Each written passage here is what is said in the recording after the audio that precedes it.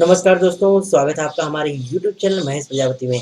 आज हम करने वाले हैं संपूर्ण हिंदी व्याकरण और निबंध लेखन का पार्ट 2, जिसमें हम सीखने वाले हैं निबंध लेखन या उपयोजन लेखन, जिसमें हम पत्र लेखन, विज्ञापन लेखन, वृत्तांत लेखन और कहानी लेखन सीखने वाले हैं। तो बने रहे हमारे वीडियो पे। यदि आपने पार्ट 1 की वीडियो नहीं देखा होगा, जिसमें हमने हिंदी के सारे ग्रामर एक्सप्लेन किए हैं, तो वीडियो की लिंक डिस्क्रिप्शन बॉक्स में मिल जाएगी, उसको जाके आप ज़रूर देखिएगा।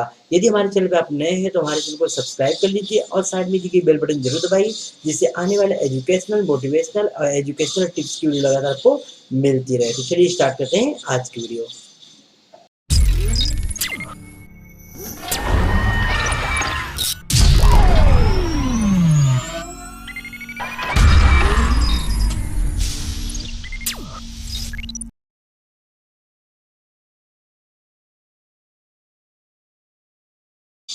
देखिए, जैसे मैंने बताया था आपको, यहाँ पे उपयोजित लेखन है, जो कि आपके एग्ज़ाम में आई थिंक 24 मार्क्स के या 25 मार्क्स के कुछ क्वेश्चन पूछे जाते हैं उपयोजित लेखन में, जिसमें पहला हमारा होता है पत्र लेखन। अब पत्र लेखन के मैं बारे में बताना चाहता हूँ। एग्ज़ाम में आपको 2 पत्र लिखने के लिए आएगा, उसमें से केवल एक ही पत्र आपको करना रहेगा। और पत्र के 2 प्रकार होते हैं, एक होता है हमारा औपचारिक और दूसरा होता है अनौपचारिक। औपचारिक किस तरह होता है, इसके बारे में बता दूँगा मैं। औपचारिक हमें किसको लिखना आता है और अनौपचारिक हमें किसको लिखना रहता है। तो हम यहाँ पहले बात करते हैं अनौपचारिक पत्र के बारे में, फिर औपचारिक। देखिए, यहाँ पे पत्र लिखने के प्रकार दिया है। पहला आपको स्क्रीन पे दिख रहा है अनौपचारिक पत्र। यह अनौपचारिक पत्र हम किसको लिखते हैं वो देख लीजिए। व्यक्ति के रिश्तों और आयु के अनुसार संबोधन तथा अभिवादन लिखना चाहिए। मतलब इस पत्र में जो होता है अनौपचारिक, हम अपने रिलेटिव्स, हम अपने जान पहचान वाले को लिखते हैं। इसमें ध्यान देना होता है कि संबोधन के आधार पे उसका अभिवादन करना है। अगर हम बड़े बुजुर्ग को लिख रहे हैं, बड़े को लिख रहे हैं, तो किस तरह हमें अभिवादन करना है, और छोटे को लिख रहे हैं तो किस तरह अभिवादन स्टार्ट करना है, वह हमें पता होना चाहिए। और शुरू में पत्र पाने वाले को कुशल क्षेम पूछना चाहिए। और देखिए, जो पत्र पाने वाला होता है, इसमें हाल-चाल उसका लेना बहुत ही ज़रूरी होता है। मतलब आपको समझ में आ गया कि जो अनौपचारिक पत्र है, यह कैसा होता है, फैमिली, जो हमारा फैमिली रिलेशन वाले होते हैं, उनको लिखा जाता है। इसको हम लोग बोलते हैं इनफॉर्मल लेटर।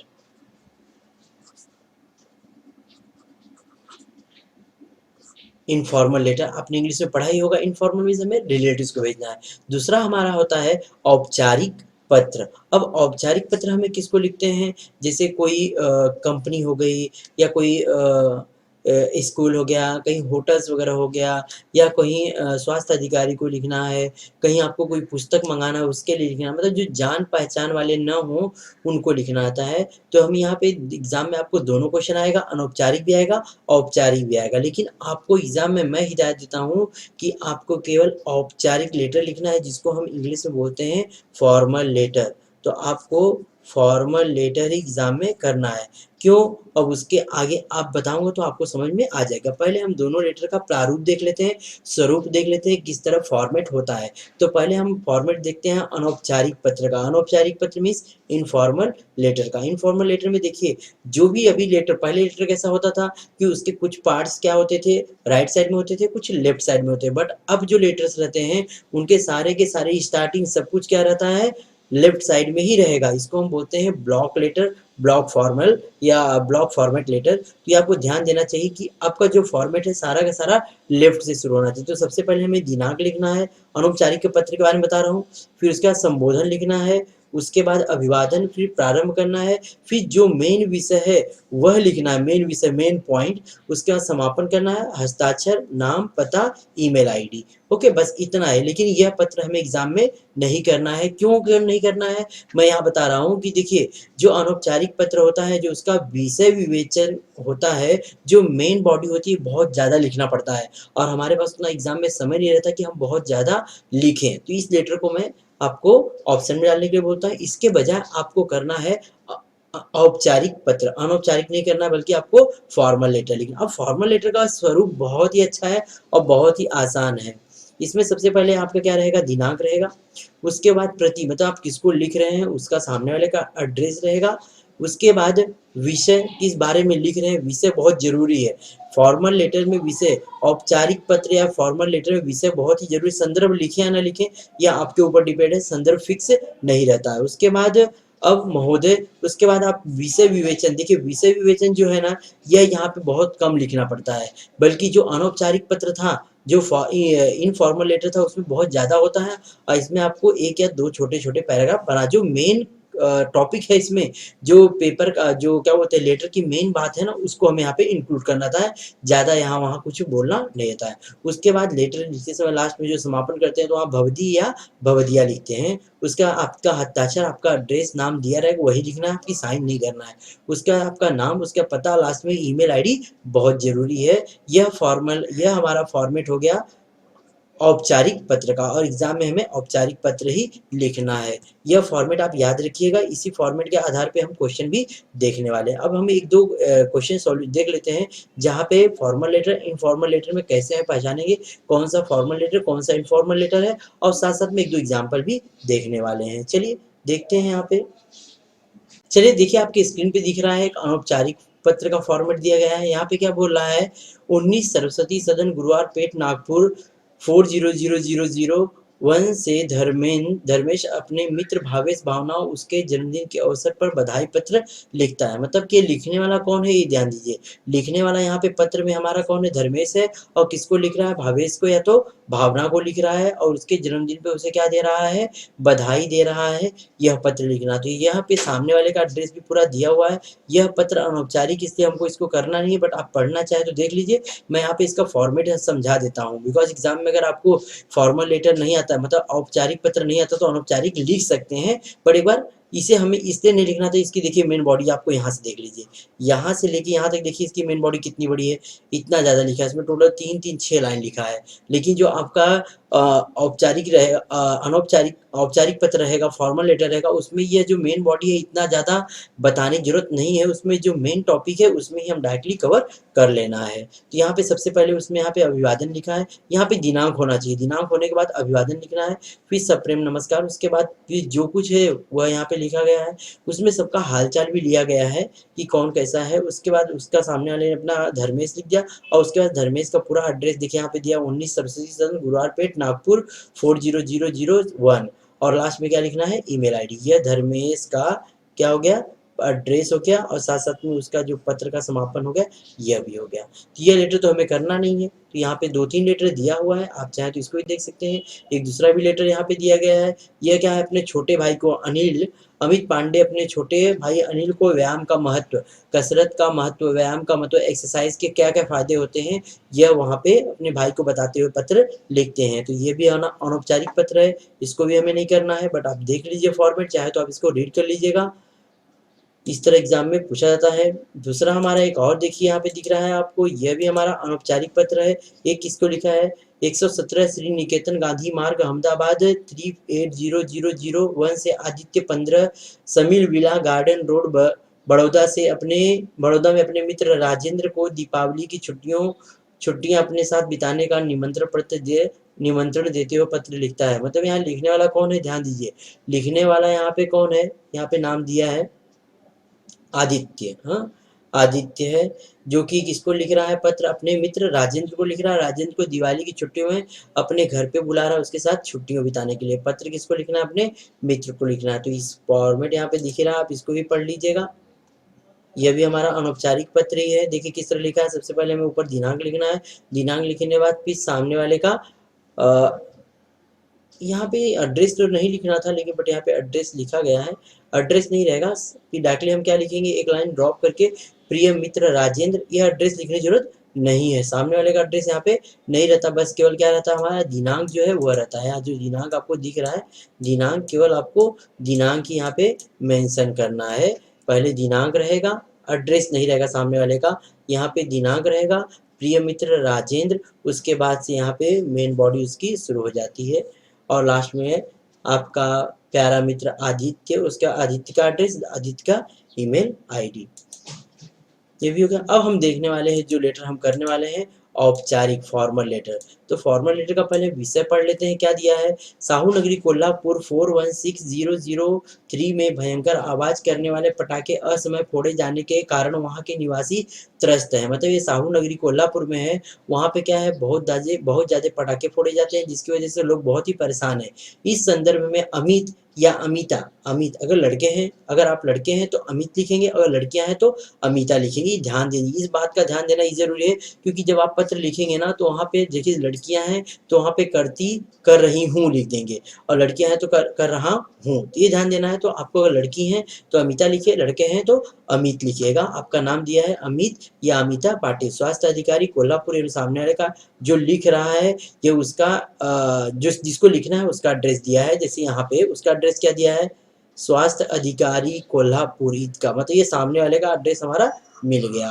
और ये जो ऊपर जो एड्रेस था वह जो लिख रहा था अमित या तो अमिता, उसका एड्रेस दिया हुआ था। दोनों का एड्रेस आपको पता चल गया। तो सबसे पहले हमें क्या लिखेंगे, औपचारिक पत्र में हम सबसे पहले दिनांक लिखेंगे, उसके बाद जो पाने वाला है उसका एड्रेस लिखेंगे, फिर एक लाइन छोड़ करके विषय लिखेंगे। 3 चीज हो गया, ध्यान दीजिए। सबसे पहले दिनांक, दिनांक आप कुछ भी लिख सकते हैं। दिनांक लिखने का तरीका होता है, जैसे आप 3 मार्च को, 3 मई को, 2 मई को, 10 मई, जैसे आपका पेपर समझ के 3 मई को है तो 3 मई 2021 लिख देंगे।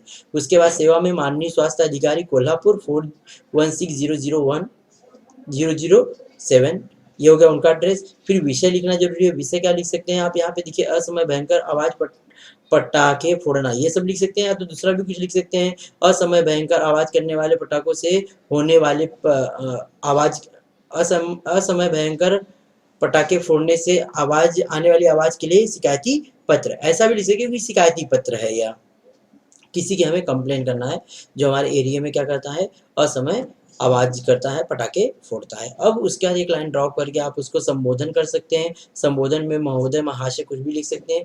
इसके बाद देखिए जो ये मेन बॉडी है ना, यह आपको बहुत ज़्यादा नहीं लिखना है। यहाँ पे जो इन्होंने बहुत ज़्यादा लिखा है, बट आपको इतना ज़्यादा नहीं लिखना है। आपको बता देना कि मैं इस एरिया का रहवासी हूँ, निवासी हूँ, और हमारे एरिया में कई दिनों से बहुत भयंकर पटाखे फोड़े जा रहे हैं, जिससे आने वाले जाने वाले लोगों को परेशानी हो रही है। साथ साथ में जो मरीज हमारे एरिया में रह रहे हैं उनको भी बहुत ही परेशानी होती है। जो बुजुर्ग रहते हैं या मरीज होते हैं उनको क्या है, पटाखों की आवाज़ों से बहुत ही समस्या होती है। तो इस तरह की आप 2-3 समस्या लिख करके और पत्र का समापन कर सकते हैं, और उनसे बोलिए कि आप जल्द से जल्द इसके ऊपर कोई कार्रवाई करने का कष्ट करें। फिर सामने वाला जिसने पत्र लिख रहा था, जैसे अमित या तो अमिता, तो यहाँ पे लास्ट एक लाइन लिख देंगे। जैसे यहाँ पे लिखा है आपका विश्वास पात्र है तो आपका भवदीय है अमित या तो अमिता पाटिल, और उसका क्या रहेगा, एड्रेस रहेगा, और ईमेल आईडी बहुत जरूरी है। तो पूरा जो लेटर है देखिए कितना अच्छा दिख रहा है आपको। सबसे पहले आपको क्या लिखना है, दिनांक, उसके बाद सामने वाले का एड्रेस, विषय, फिर उसको संबोधन करना है। जो मेन बॉडी आप ज़्यादा लिखिए मत, क्योंकि आपको ज़्यादा लिखेंगे तो और कंफ्यूज आएंगे, उससे आपका समय वेस्ट होगा। आप जो मेन टॉपिक है उसके ऊपर डायरेक्टली आ सकते हैं। उसके बाद यहाँ पे सामने वाले का एड्रेस, जो लिख रहा है लिखने वाले का एड्रेस रहेगा, उसका नाम रहेगा, और लास्ट में ईमेल आईडी। यह हमारा क्या हो गया, फॉर्मल लेटर हो गया, जिसको हम औपचारिक पत्र कहते हैं। एक और देख लेते हैं। यहाँ पे देखिए लिखने वाला कौन है, यहाँ पे लिखने वाला राजेश या रजनी गर्ग, शांति नगर कोल्हापुर 400101 से स्वास्थ्य अधिकारी महानगर पालिका कोल्हापुर 400101 को शहर में दूषित जल की आपूर्ति के बारे में ध्यान आकर्षित करते हुए पत्र लिखता है। मतलब हमारे एरिया में क्या हो रहा है, अभी राजेश है या तो रजनी, लिखने वाले का पता चल गया आपको। दोनों एड्रेस में आप डाउट मत होइए, लिखने वाला यहाँ पे कौन है, राजेश है या तो रजनी। अगर आप लड़के हैं तो राजेश, और लड़कियां हैं तो रजनी लिखेंगे। उसके बाद उनका एड्रेस रहेगा, और उसके बाद लिखना किसको हमें है, यहाँ पे लिखना है स्वास्थ्य अधिकारी महानगर पालिका कोल्हापुर। ये सामने वाले का एड्रेस होगा। तो सबसे पहले हमें दिनांक लिखना है, फिर सामने वाले का एड्रेस लिखना है, फिर विषय लिखना है, उसके बाद उसको संबोधन करना है। उसके मेन बॉडी मैंने बताया आपको बहुत ज़्यादा नहीं लिखना है। उसके बाद, और हाँ, इस मेन बॉडी में आपको हालचाल नहीं लेना है कि माननीय महोदय आप कैसे हैं, आपकी फैमिली कैसे, ये सब नहीं लिखना है। डायरेक्टली मेन टॉपिक पे आ जाइए कि आप इस नगर के रहवासी हैं और कई दिनों से आपके नगर में अशुद्ध जल की आपूर्ति हो रही है, या तो कभी कभी जल नहीं आता है, कभी कभी पानी पीने वाला नहीं आता है, कभी कभी दूषित पानी आता है, जिसकी वजह से कई बीमारियां फैल रही हैं और कई लोग उससे बीमार हो चुके हैं। ये रीजन बता देंगे। उसके बाद फिर आप बोलेंगे उसके ऊपर जल्दी से जल्दी कार्रवाई करने का कष्ट करें। उसके बाद भवदी, आपका भवदी राजेश या तो रजनी, यहाँ पे वो लिखने के बाद उसके सामने वाले का जो सेंटर उसका एड्रेस हो जाएगा और ईमेल आईडी बहुत ज़रूरी है। देखिए कितना अच्छा फॉर्मेट है। इसी फॉर्मेट में आप 1-2 लेटर लिख कर के प्रैक्टिस कर लीजिए। प्रैक्टिस जितना अच्छा ज़्यादा करेंगे उतना बेस्ट आपके लिए रहेगा। और ध्यान दीजिएगा कि ये जो पूरा फॉर्मेट है ब्लॉक फॉर्मेट होना चाहिए, कुछ भी लेफ्ट से नहीं छोड़ना है। आपको एक अंगूठे की जो छोड़ते दीजिएगा वह भी नहीं छोड़ना है, सारा का सारा लेफ्ट साइड से दबा के लिखना है, कहीं भी ज़्यादा एक भी लाइन एक्स्ट्रा नहीं छोड़ना है। एक और पत्र है, आप इसको रीड कर लीजिएगा, मैं इसको एक्सप्लेन नहीं कर रहा हूँ, बट आपकी स्क्रीन पे दिख रहा होगा, देखिए क्या है। अनिल या तो अनीता गायधनी, विष्णु कृपा 325 और रविवार पेट कराड़ 41511110 से अपने मोहल्ले में फैली गंदगी की सफाई करवाने के लिए नगराध्यक्ष नगर पालिका कराड़ 415001 के नाम पत्र लिखती है। मतलब लिखने वाला कौन है? अनिल है तो अनीता गायधनी उनका नाम है। और वह पत्र लिखती है किसको? जो हमारे नगर अध्यक्ष है उनको लिखती है कि भाई हमारे मोहल्ले में गंदगी फैली हुई है, उसकी वजह से सफाई करने के लिए पत्र लिखना। फॉर्मेट आपको समझाने की जरूरत नहीं पड़ेगी आई थिंक, और फॉर्मेट मैंने बता दिया था, इसलिए सेम फॉर्मेट है। फॉर्मेट में कोई भी चेंजेस नहीं होना चाहिए। सबसे पहले क्या होना चाहिए? दिनांक होना चाहिए। उसके बाद क्या होना चाहिए? जो सामने वाला होता है, जो रिसीवर होता है, उसका एड्रेस होना चाहिए। फिर विषय और उसको संबोधन करना है, और जो मेन बॉडी है वह लिख। देखिए मेन बॉडी कितना कम लिखा है। इसी तरह मेन बॉडी आपको यहाँ पे कम लिखना है। इंग्लिश का फॉर्मल लेटर होता है, मराठी का फॉर्मल लेटर, और सब में आपको ऐसे ही लिखना है। ज़्यादा वाला जो मतलब कि इनफॉर्मल लेटर आपको लिखने की जरूरत नहीं है। इनफॉर्मल लेटर में जो मेन बॉडी बहुत ज़्यादा लिखना होता है, लोगों का हाल चाल लेना पड़ता है, मम्मी पापा का हाल चाल लेना पड़ता है, तो बहुत कॉम्प्लिकेटेड और बहुत बड़ा बन जाता है। और कोशिश करिए एक लेटर आपका एक पेज में कैसे भी करके आ जाए। फिर उसके बाद क्या लिखेंगे? धन्यवाद लिखना लिख सकते हैं। फिर आपका भवदी या विनीत विष्णु क्या नाम था उनका, अनिल या अनीता जो कुछ भी था वो लिख देंगे, और सामने वाले का एड्रेस, और लास्ट में ईमेल आईडी। जो लिखने वाला है उसका एड्रेस रहेगा यहाँ पे, और जो जिसको भेज रहे हैं वो उसका एड्रेस यहाँ पे दिया हुआ है। तो हमने यहाँ पे लेटर देख लिया। अब हम देखने वाले हैं गद्य आकलन। इसके बारे में बताना भूल गया था। गद्य आकलन बहुत आसान होता है। गद्य आकलन के बारे में ज़्यादा बातें नहीं हम लोग करेंगे। गद्य आकलन कैसा रहेगा? आपके एग्जाम में एक पैराग्राफ दिया रहेगा, और पैराग्राफ से बोलेगा कि आपको 5 ऐसे क्वेश्चन बनाने हैं जिसका आंसर एक वाक्य है। कभी कभी 4 क्वेश्चन भी बोल देता है, जो वहाँ बोला है उतना ही क्वेश्चन बनाना है। तो आप ध्यान दीजिए कि आपको क्वेश्चन बनाना है, तो आपको क्वेश्चन जो बनाएंगे उसमें क्वेश्चन मार्क लिखना जरूरी है, और जो क्वेश्चन बनाएंगे उसका आंसर नहीं लिखना। जैसे मैं यहाँ पे पहला पैराग्राफ पढ़ूंगा, जैसे दिया है शिक्षा मानव जीवन के विकास का प्रमुख आधार है। तो पहले क्वेश्चन में पहला सेंटेंस में मुझे क्वेश्चन बन गया, क्या मानव जीवन के विकास का प्रमुख आधार है? शिक्षा। जिसका आंसर एक वाक्य में आ रहा है ना, शिक्षा है मानव जीवन के आधार का। तो ऐसा एक वाक्य में आपका आंसर बनना चाहिए। ऐसे आपको 5 क्वेश्चन बनाने हैं। लेकिन ध्यान दीजिएगा कि पांचों क्वेश्चन आपको 1 2 3 4 5 लाइन से नहीं बनाना है। मतलब स्टार्टिंग के पैराग्राफ से आप पहला क्वेश्चन यहाँ से बना सकते हैं, दूसरा बनता है तो यहाँ से बना सकते हैं, तीसरा बनता है तो यहाँ से बना सकते हैं। आज समझ में कि मतलब पूरा पैराग्राफ को इंक्लूड करना बहुत ही जरूरी है ना, कि 5 लाइन में आपको पांचों क्वेश्चन बना दिए। कम से कम पैराग्राफ दिए तो पैराग्राफ का थोड़ा मोड़ा तो यूज हो जाना चाहिए ना। तो आप बना सकते हैं। यहाँ पे देखिए बनाया गया है। देखिए फर्स्ट पैराग्राफ को यहाँ पे 5 क्वेश्चन बनाया गया है। फिर इसी तरह एक यहाँ पे पैराग्राफ दिया गया है, इससे भी यहाँ पे 5 क्वेश्चन बनाया गया है।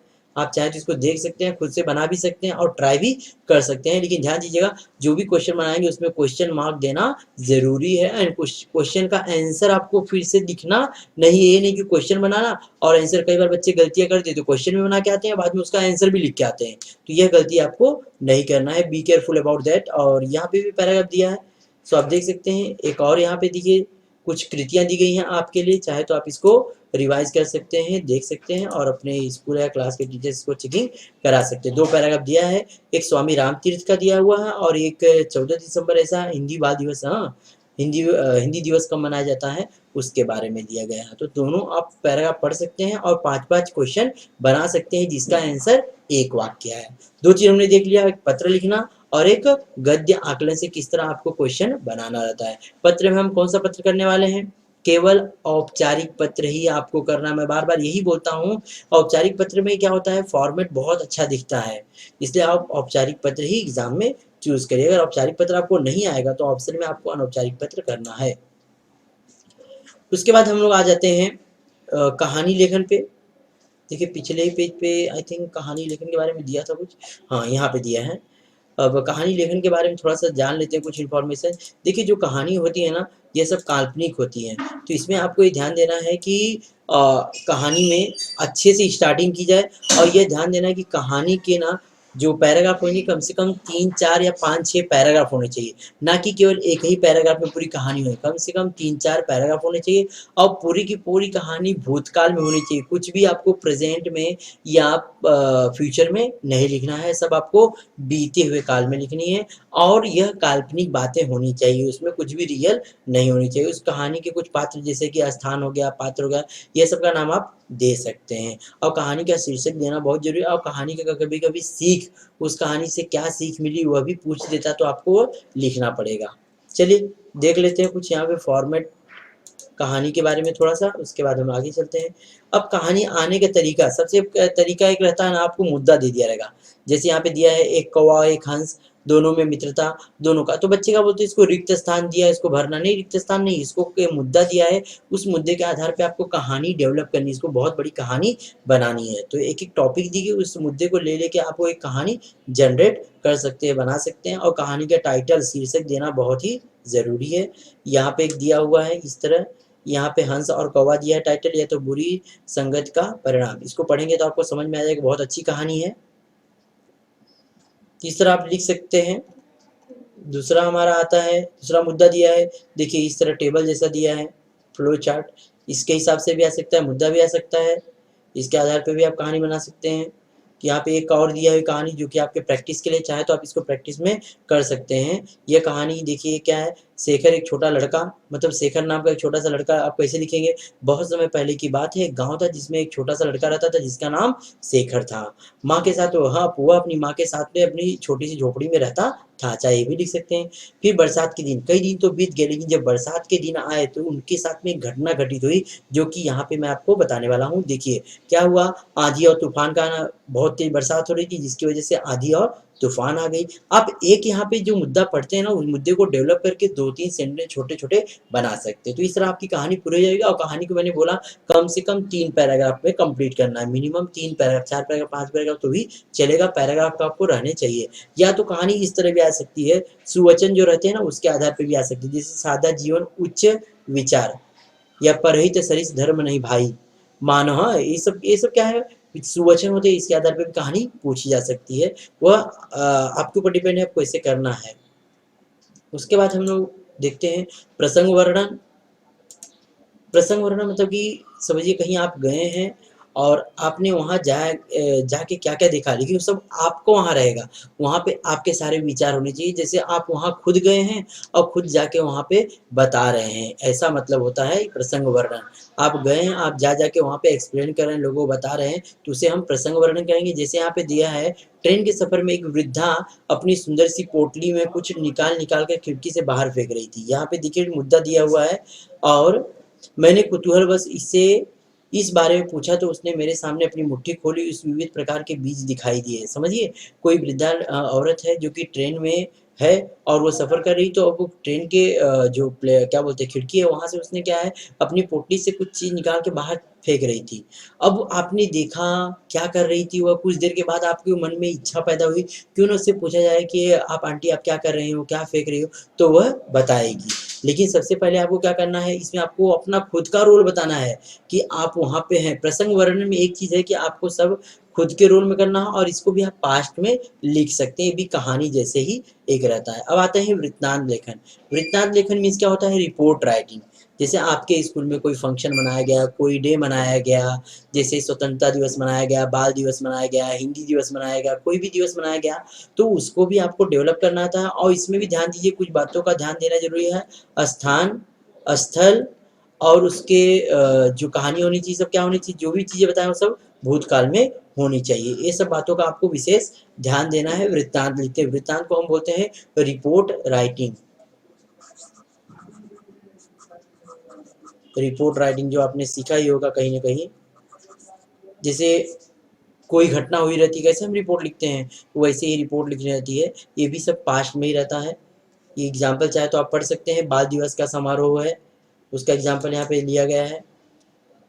वहाँ पे क्या-क्या हुआ, मिठाइयाँ बँटी, कौन-कौन आए थे, इस तरह लिख सकते हैं। आप देखिए यहाँ पे दिया है 30 जनवरी 2018 आज़ाद भारत विद्यालय कोल्हापुर वार्षिक पुस्तक वितरण समारोह। जैसे कि हमारा एनुअल फंक्शन होता है, किसी स्कूल का एनुअल फंक्शन हुआ है, उन्होंने क्या किया है उसमें पुस्तक वगैरह वितरण भी किया है, तो इसके बारे में आप लिख सकते हैं। फिर 5 सितंबर 2018 शिक्षक दिवस मनाया गया। स्थल, काल, घटना का विवरण, मुख्य अतिथि कौन था, कार्यक्रम का विवरण बताना, शिक्षकों का स्वागत, आभार प्रदर्शन और समापन। ये सब इसके अंदर आपका जो भी क्या बोलते हैं वृत्तांत है सब इसमें इंक्लूड होना चाहिए। उसके बाद आता है हमारा विज्ञापन लेखन। विज्ञापन क्या होता है, जैसे आजकल मार्केट में कोई भी नई शॉप या कोई भी नया दुकान खुलती है, तो वहाँ पे क्या होता है, उस दुकान के प्रचार के लिए, प्रसार के लिए लोग क्या करते हैं, पैम्पलेट होता है, ब्रोशर होता है, छपवाते हैं। उसको ही हम क्या बोलते हैं, विज्ञापन, एडवर्टाइज़मेंट बोलते हैं। बट आपको यहाँ पे क्या करना है, एक विज्ञापन बनाना है, एक एडवर्टाइज़ बनाना है, एक पैम्पलेट बनाना है, जो कि इस फॉर्मेट जैसे यहाँ पे दिया है, जैसे एग्ज़ाम्पल मैं समझा दे रहा हूँ। और इसमें भी क्या है, चीज़ ध्यान देना चाहिए। विज्ञापन के प्रकार दिए यहाँ पे देखिए, वस्तु संबंधी, व्यक्ति संबंधी, स्थान। कभी-कभी क्या है, ये जो विज्ञापन है 3 तरीके से पूछी थी, कभी वस्तु के बारे में पूछ सकती है, कभी व्यक्ति के बारे में, या किसी स्थान के बारे में पूछ सकती है, या तो किसी चीज़ के बारे में विज्ञापन आ सकता है। समझिए कोई छतरी बेचना है, कोई आइसक्रीम बेचना है, या कोई बुक्स बेचनी है, तो इसके बारे में भी एडवर्टाइज़ आ सकती है। यहाँ पे क्या दिया है, विज्ञापन के नमूने। पहला विज्ञापन का नमूना दिया है, शिवाजी नगर पुणे भ्रमण ध्वनि, इसका मोबाइल नंबर है, ड्राइवर चाहिए, इनका नाम है राजेंद्र दुबे नाम है, अनुभव बोल रहे हैं, अनुभव चाहिए, कोरेगांव पार्क से शिवाजी नगर। जो बंदा है, जो ड्राइवर चाहिए, उसको क्या है, कोरेगांव से लेके शिवाजी नगर तक का नॉलेज होना जरूरी है। संपर्क पता, और जो जिसको चाहिए दुबे, राजेंद्र दुबे का संपर्क पता भी होना बहुत जरूरी। संपर्क तो इनका दे दिया है, लेकिन पता उनका नहीं दिया, तो पता भी आप लिख सकते हैं। तो अब देखिए उन्होंने यहाँ पे लिख दिया है, आवश्यकता है एक कुशल एवं अनुभवी कार ड्राइवर की, जो रहता हो पुणे के कोरेगांव पार्क से शिवाजी नगर के बीच। मतलब इसके बीच रहेगा, तो इसको उसका क्या है, एड्रेस उसको पूरी तरह आता रहेगा, वहां से वह ट्रेवलिंग कर सकता है। संपर्क करें राजेंद्र दुबे, शिवाजी नगर, और उनका मोबाइल नंबर। तो इस तरह बना सकते हैं आप इसको। डिजाइन भी दे सकते हैं, चौकोन बॉक्स भी बना सकते हैं, जो देखने में थोड़ा सा अट्रैक्टिव लगे। चलिए अब एक दूसरा भी हम फॉर्मेट देख लेते हैं विज्ञापन का। देखिए यहाँ पे तो आंसर में नहीं दिया है, बट मैं एक्सप्लेन कर दूंगा, थोड़ा आपको समझ में आ जाएगा। देखिए 2 क्वेश्चन दिया है, आप चाहे तो शुरू कर सकते हैं। एक दंतमंजन का विज्ञापन तैयार, जो दंतमंजन होता है, जो हमारा टूथपेस्ट होता है, उसकी विज्ञापन तैयार करनी है। उसकी विज्ञापन मतलब उस कंपनी का कोई, जैसे कोलगेट का होता है, या पेप्सोडेंट का होता है, या तो डाबर लाल मंजन का होता है, जिस तरह प्रचार होता है उसी तरह आपको एक फॉर्मेट, एक क्या करना है, पैम्पलेट बनाना है। तो यहाँ पे उसमें आप ये सब बातें इंक्लूड कर सकते हैं, दंतमंजन की क्या क्या विशेषताएं हैं। दांत मजबूत होते हैं, जिससे पीलापन हटाता है, दांतों को हिलना रोकता है, मुंह की दुर्गंध को दूर कर देता है। ये इसकी विशेषताएं, विशेषताओं को आप हेडलाइन थोड़ा हाईलाइट करके दिखा सकते हैं, और साथ साथ में उसमें ऑफर भी दिखा दीजिए। चाहे तो आप एड्रेस और पता, एड्रेस और फ़ोन नंबर भी दे सकते हैं, कि इस दंतमंजन को किस तरह आप पा सकते हैं। खरीदने के लिए आप दिए गए नंबर पे कांटेक्ट भी कर सकते हैं, और कुछ न कुछ ऑफर भी दे सकते हैं। जैसे कि आपने दो दंतमंजन लिया है, तो उसके साथ में एक टूथब्रश फ्री रहेगा। अब आप जैसा भी देख सकते हैं इस तरह। लेकिन आपको कभी अगर आप दंतमंजन बेच रहे हैं, तो आपको दंतमंजन का विज्ञापन का ना, वहाँ पे दंतमंजन की फोटो या दंतमंजन की इमेज या दंतमंजन की फिगर बनाने की जरूरत नहीं है। पहले के ऐसे पेपर्स में थे कि हाँ, अगर आप दंतमंजन बेच रहे हो तो आप दंतमंजन बना सकते हो, लेकिन अभी बनाना कुछ भी नहीं, जस्ट आपको केवल लिखना है। दूसरा हमारा दिया है, अपना गणवेश भंडार औरंगाबाद, मतलब गणवेश मतलब यूनिफॉर्म। हाँ, अपना ये दुकान का नाम है अपना यूनिफॉर्म भंडार। मतलब आपको हर स्कूल का वहाँ पे यूनिफॉर्म मिलेगा, बहुत टिकाऊ होगा, कम दाम में होगा। उसका भी एड्रेस और उसका भी आप संपर्क नंबर दे सकते हैं। दुकान का नाम भी दिया हुआ है, दुकान का नाम दे सकते हैं, दुकान के जो मालिक है उनका नंबर भी दे सकते हैं। तो आप खुद एक पैम्पलेट बनाने की कोशिश, और पैम्पलेट में ध्यान दीजिएगा कि एक बॉक्स, उनका बॉर्डर जरूर दीजिएगा। जो भी पैम्पलेट बनाना चाहिए उसका बॉर्डर होना बहुत जरूरी है। अब हम लास्ट देखेंगे निबंध लेखन। निबंध लेखन मतलब ऐसे राइटिंग, और यहाँ पे निबंध लेखन कितने प्रकार के होते हैं बताने की जरूरत नहीं है, आप लोग बहुत पहले सीखते आ रहे हैं।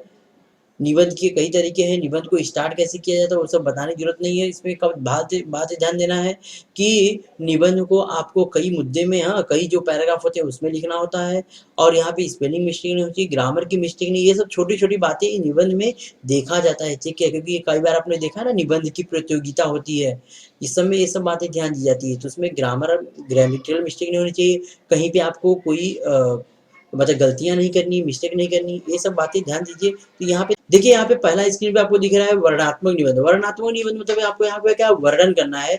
जैसे यहाँ पे मेरा गाँव हो सकता है, मेरा देश हो सकता है, इस तरह कई निबंध आ सकते हैं। तो आप निबंध कभी आप सही तरीके से लिख सकते हैं, जब आप कभी निबंध पढ़े रहेंगे तो ही तो लिख पाएँगे। तो आप जब भी आपको समय मिले, कम से कम एवरीडे, हर दिन, जब तक एग्ज़ाम आपका ना आए तब तक आप कोशिश करिए हर दिन आप एक-एक निबंध पढ़ते रहिए। आप नेट पे चले जा सकते हैं, गूगल पे ढेर सारे नेट्स ऐसी-ऐसी बुक्स अवेलेबल हैं, उससे जाके आप निबंध पढ़ सकते हैं। तो मेरा हिंदी का एक ऐप है हिंदी निबंध, उसको भी जाके डाउनलोड करके वहाँ से भी ढेर सारे आप यह निबंध पढ़ सकते हैं। तो वहाँ पे मिल जाएगा, या तो गूगल पे ढेर सारे ऐसे निबंध मिलते हैं, उसको आप ज़रूर रीडिंग करिए। उससे क्या होगी, जो आपकी मात्रा की मिस्टेक हो वो भी सुधर जाएगी, और साथ-साथ में आपको निबंध कैसे लिखना है वो भी आइडिया मिल जाएगा। यहाँ पे दूसरा हमारा दिया हुआ है वर्ण वर वर्णनात्मक निबंध। वर्णनात्मक तो वर्णन करना रहेगा यह। जैसे यहाँ पे दिया गया है मेरा प्रिय हिंदी लेखक। आपको अपने हिंदी लेखक के बारे में बताना है, जो आपका प्रिय हिंदी, या तो मेरा प्रिय खिलाड़ी, मेरा प्रिय, कोई भी किसी के बारे में भी पूछा जा सकता है, तो वह आपको ध्यान देना है। दूसरा हमारा होता है कल्पना प्रधान, कल्पनात्मक। जैसे यदि संगणक न होता, यदि अगर कंप्यूटर न होता, उसके बारे में आपको लिखना रहेगा, तो उसके बारे में भी आप लिख सकते हैं। उसके बाद आता है समय बड़ा बलवान। समय बहुत बलवान है, इसके बारे में विचारात्मक आपके क्या-क्या विचार हैं, उसके बारे में भी आप निबंध लिख सकते हैं। नेक्स्ट हमारा आता है लास्ट आत्मकथात्मक, कथनात्मक मतलब आत्मकथा लिखना रहेगा। जैसे आगे एग्जाम में पुस्तक की आत्मकथा, मजदूर की आत्मकथा, तितली की आत्मकथा, वृक्ष की आत्मकथा, जिसके बारे में आए। अब आत्मकथा में हमेशा बच्चों को बोलता हूँ आत्मकथा लिखने के लिए। क्यों आत्मकथा लिखने को बोलता हूँ, इसका रीजन सुनिए। आत्मकथा में ना जो भी चीज बोलेगा, जैसे पुस्तक की आत्मकथा ना, तो खुद ही आपको पुस्तक बनना पड़ेगा। आप खुद ही समझिए पुस्तक है, और आज आपकी स्थिति क्या है, पहले क्या थी, उसके बीच में बस आपको सब कुछ लिख देना है। मतलब आप कभी बने, कैसे कहाँ पहुँचे, कहाँ से कहाँ पहुँचे, और आज किस अवस्था में वह बताना है। सैनिक की आत्मकथा लिख सकते हैं, जैसे घायल सैनिक की आत्मकथा लिख सकते हैं, मजदूर की आत्मकथा खुद आपको बनना है। वहाँ पे ये मत सोचिए कोई एक मजदूर था, वह घायल हो गया, या एक मजदूर था, उसकी ऐसी-ऐसी कहानी नहीं। एक सैनिक है तो उसकी कहानी नहीं, वो खुद ही सैनिक है। बोलिए मैं आज एक घायल सैनिक हूँ, जो कि बेड पे, जो कि यहाँ पे अस्पताल में कई दिनों से पड़ा हुआ हूँ। चलिए बच्चों, मैं आज आपको कहानी सुनाता हूँ। कई साल पहले की बात है, हाँ, जब हमारा सिलेक्शन चल रहा था, तो मैं वहाँ पे लड़ाई के लिए मैं सेलेक्ट हो गया था। कुछ देशों के बीच में युद्ध शुरू हो गया था। हमारे और दूसरे देशों के बीच में युद्ध शुरू हो गया था, जिसमें कई दिनों तक लड़ाई चलती रही, और उसी लड़ाई के बीच में आप घायल हो जाइए। घायल होने के बाद सीधे बेड पे आ जाइए। इस तरह बता सकते हैं, और बीच में से आप अपनी जन्म कहानी भी पूरा बता सकते हैं, कि आपके पेरेंट्स कौन थे, क्या थे, वह सब आप इंक्लूड कर सकते हैं कहानी में। तो मैं मोस्टली बच्चों को यही कहता हूँ, जो कथनात्मक निबंध होता है, आत्मकथा वाली निबंध होती है, यह ज़रूर लिखिए। तो यह निबंध कब आएगी, जब आप रोज़ पढ़े रहेंगे तब ना। अभी पुस्तक की आत्मकथा लिखिए, पुस्तक कैसे बनती है, कहाँ से कैसे पहुँची, इस तरह जब आप कभी पढ़े रहेंगे तो लिख पाएँगे। वृक्ष की आत्मकथा, वृक्ष के बारे में जब आपको इन्फॉर्मेशन होगी तो लिख पाएँगे। तो इसके लिए आप क्या करिए, हर दिन कम से कम एक निबंध ज़रूर पढ़िए। एक निबंध पढ़ेंगे, उससे कई आपको फ़ायदे होने वाले हैं। तो यहाँ पे मैंने हिंदी के पेपर में जो भी चीज़ें आने वाली हैं उपनियोजित लेखन में, जैसे पत्र हो गया, और गद्यांश आकलन था जो, वो हो गया, उसका प्रसंग वर्णन, या वृत्तांत लेखन, कहानी लेखन, निबंध लेखन, विज्ञापन लेखन, सब एक्सप्लेन कर दिया है। अगर अभी भी कुछ आपको डाउट रहेगा तो मुझे कमेंट ज़रूर करिएगा, और ये वीडियो अगर अच्छी लगी है तो लाइक ज़रूर करिए, और अपने दोस्तों में ज़रूर शेयर करिए। Thank you.